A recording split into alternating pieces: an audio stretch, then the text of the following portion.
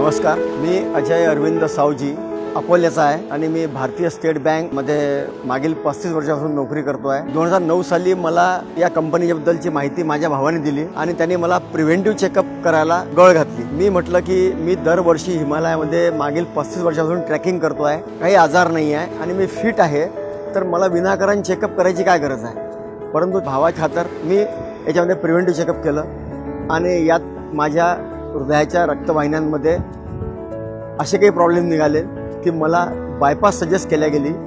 मी second opinion घेतलं आणि मग जेव्हा समजलं की हो खरोखर करणं गरजेचं आहे, तेव्हा मी 10 दिवसाच्या आत बायपास सर्जरी केली आणि आज 10 वर्ष आले ठणठणीत आहे। या कंपनीमुळे कळलं की माझ्या शरीरामध्ये हा प्रॉब्लेम आहे।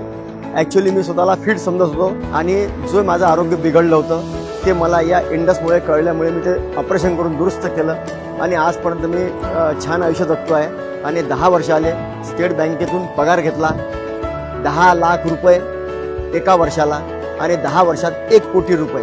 हे 1 कोटी रुपये मला तेव्हा मिळाले जेव्हा मी माझ्या शरीराचं मोल जाणलं आणि याचं प्रिव्हेंटिव्ह चेकअप केलं, त्यामुळे हे सगळं शक्य झालेलं आहे। समाजामध्ये इतर लोकांपर्यंत पोचवायचं व्रत हाती घेतलेलं आहे। 10,000 लोकांपर्यंत ही संकल्पना पोचवलेली आहे आणि त्यात माझ्यासारखे जवळपास 350 लोकांचे हार्ट अटॅक वेळेच्या पूर्वी लक्षात आल्यामुळे ते आज बायपास किंवा एंजिओप्लास्टी करून जिवंत आहेत।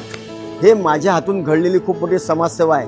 मी MBBS नाही, मी MD नाही, तरी पण मी 350 लोकांचे प्राण वाचवायला कारणीभूत ठरलेलो आहे। ही ताकद मला इंडसमुळे मिळालेली आहे। धन्यवाद।